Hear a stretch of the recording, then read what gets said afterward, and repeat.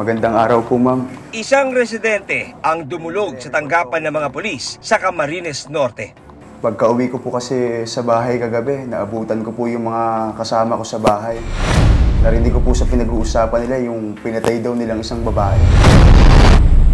Peter, anong gagawin natin kapag nakita yung katawan niya? Hindi nga makikita yun. Hindi mo pwedeng sabihin yun. Paano nga kung makita? Ako yung kaibigan ni Carla. Baka ako yung masisi dyan. Eh, ikaw yung pasimuno, di ba? Anong kalokohan yan? Seryoso ba kayo sa pinagsasabi niyo?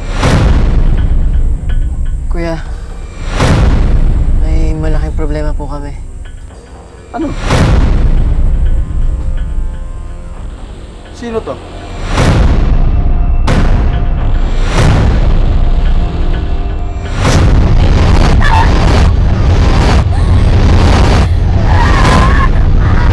Pinalay daw po nila at pinatay.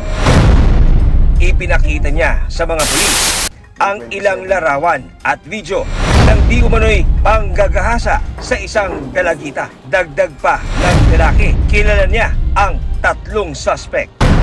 Itong 3 suspect, 3 lalaki, ay tumuloy sa kanilang bahay noong May 31. Sinabi po ng isa ng aming concerned citizen na alam niya kung saan matatagpuan yung 3 suspect.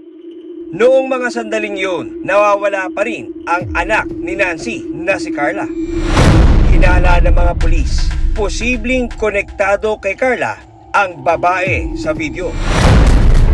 Agad na nagkasa ng hot pursuit operation ang mga pulis para madakip ang mga suspect.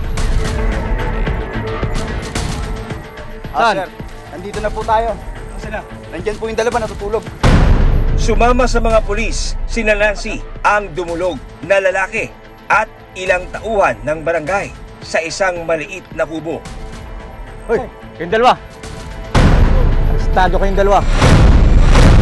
Doon po, natagpuan namin na natutulog sa isang kubo ang 2 suspect.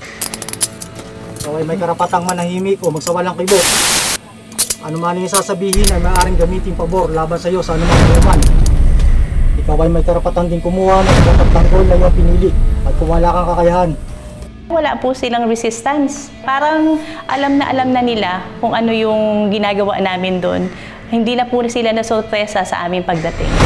Kinilala silang sina Joseph, 19 na taong gulang, at Peter, 15 taong gulang. Kinausap din namin sila at binigay din ang kanilang karapatan bilang isang suspect sa kasong iniaatang po sa kanila. Kusang loob po silang sumama sa amin. Ayon sa mga pulis, matapos maaresto, itinuro sa kanila ng 2 suspect kung saan nangyari ang krimen. Saan banda nyo iniwan yung bangkay? Ha? Diyan po. Sa parting yun, natagpuan namin na nasa stage of decomposition na ang ating victim.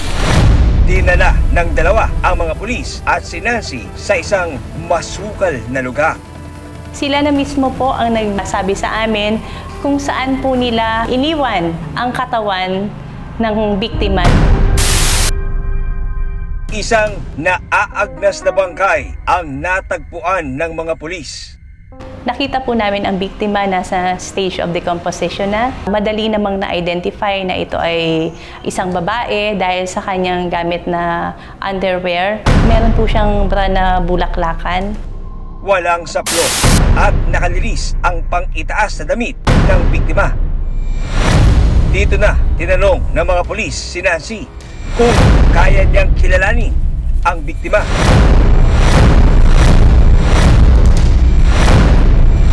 Nakikilala niyo ba yung biktima? Yan po yun! Si Carla po yan! Si Carla! Yan, damit po niya yan!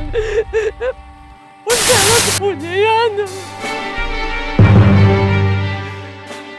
Dahil po sa kanyang suot na underwear, ma'am, sa kanyang bracelet, at sa kanyang damit, na-confirm po ni nanay na yun na nga po si Carla, ang kanyang nawawalang anak. Ang bata-bata pa ng anak ko! Binaboy niyo! Binaboy niyo ang anak ko! Binaboy niyo anak ko! Anak ko! Anak ko! Walang iya kayo! Mga walang iya kayo! Dapat kayo makulong! Ang sasama ng mga demonyo! Mga demonyo kayo! Nakita ko po yung anak ko na nakahiga na po doon sa damuhan na ang damit po nakataas. Wala na po naman yung anak ko.